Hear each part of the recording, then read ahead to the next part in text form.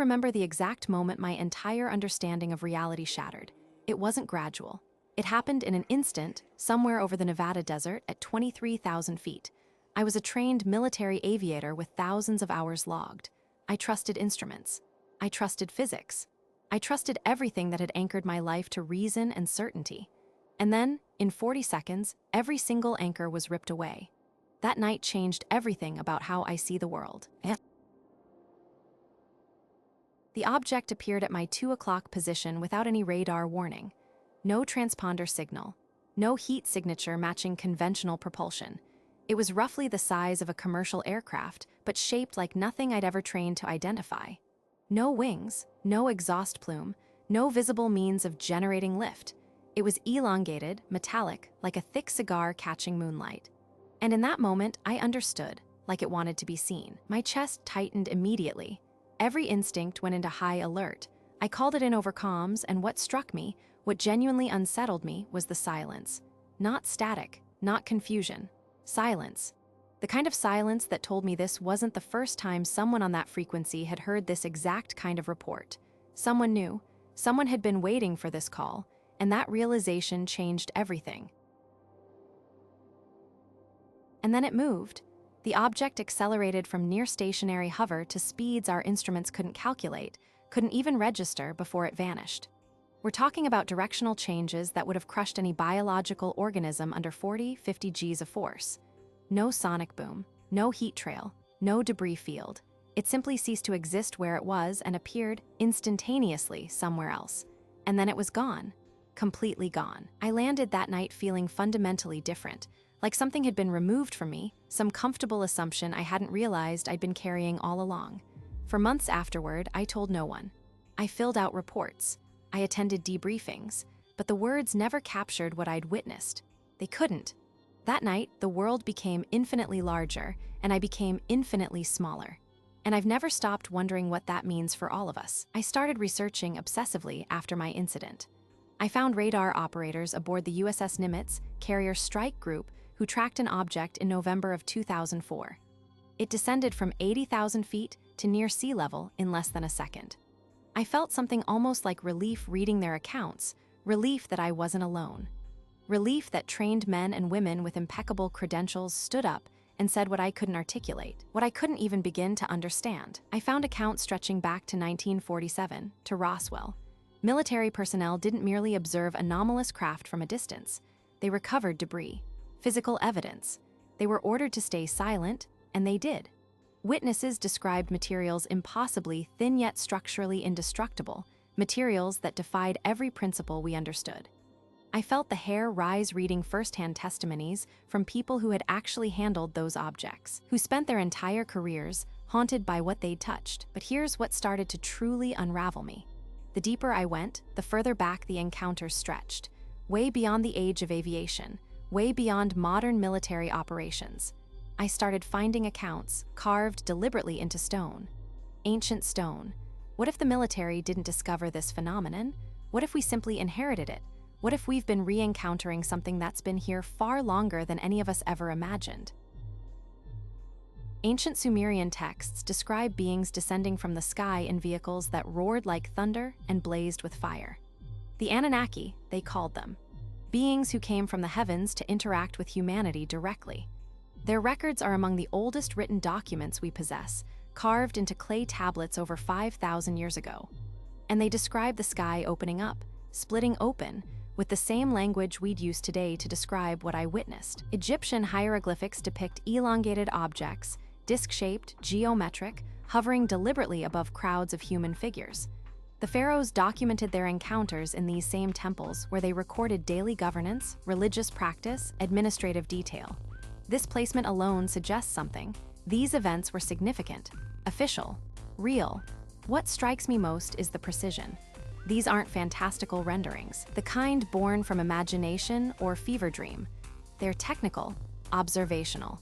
The kind of documentation a trained witness makes when compelled to record what he has actually seen. The Vedic scriptures of ancient India describe the Vimanas, flying craft capable of traveling between worlds at impossible speeds, engaged in aerial combat above civilizations.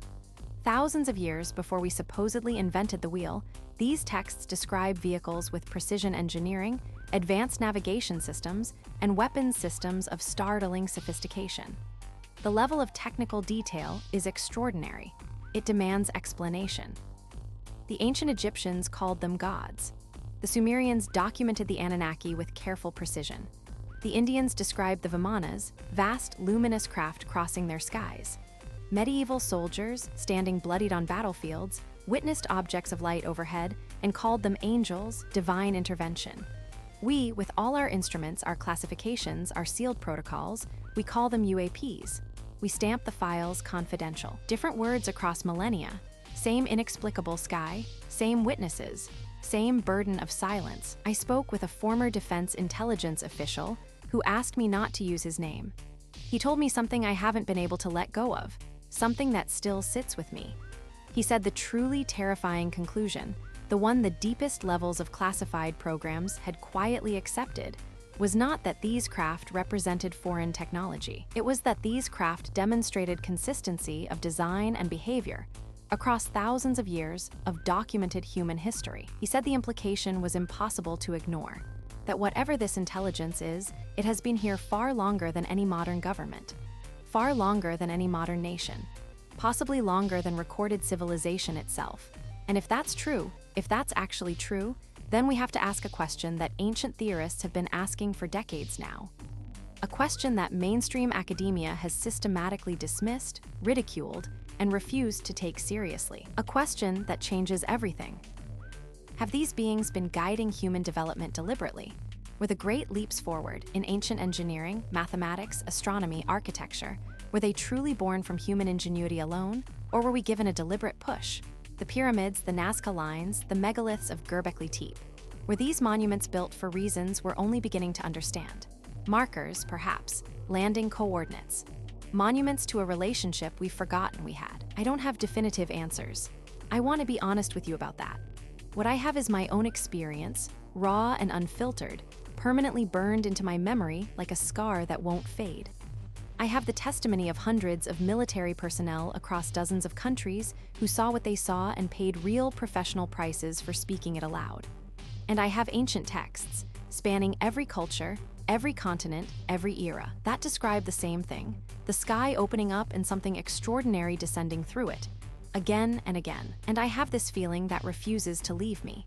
This quiet, persistent, almost reverent certainty that we are not alone, that we have never been alone, and that the greatest story in human history, the one unfolding far above our heads, has been written for far longer than any of us have been alive to witness it.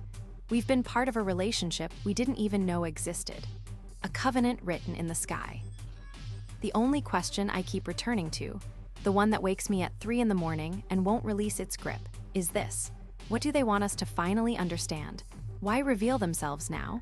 Why allow us to see what we've seen? What is the intended end point of this relationship that has apparently spanned millennia, stretching back through our oldest records and deepest histories? What precisely are we being prepared for? Maybe you think I'm mistaken about what I saw that night. Maybe you think I'm letting imagination fill the gaps in understanding, that fear and adrenaline distorted what was real. Maybe you think the ancient texts are merely metaphor, the military encounters simple misidentifications, the architectural wonders nothing more than human achievement. Maybe I've considered it myself, late at night when doubt creeps in. But what if you're wrong? What if everything we've been taught about human history, about our place in the cosmos, about our solitude in the universe, what if all of that has been incomplete? What if the truth has been waiting in plain sight all along? The sky is open, it's always been open. And in it above us, the greatest mystery of human existence continues to unfold, night after night, generation after generation, unwitnessed by most, dismissed by many, but undeniable, absolutely undeniable to those with eyes to see. I've seen it, and I'm not alone. Military men, trained observers, people with everything to lose by speaking truth, yet we speak. The story isn't finished. In fact, I think we're only just beginning to understand what our story really is.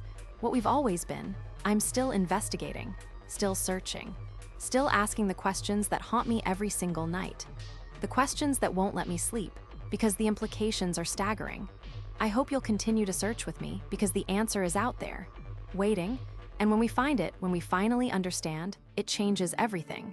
Everything we thought we knew, everything we thought we were.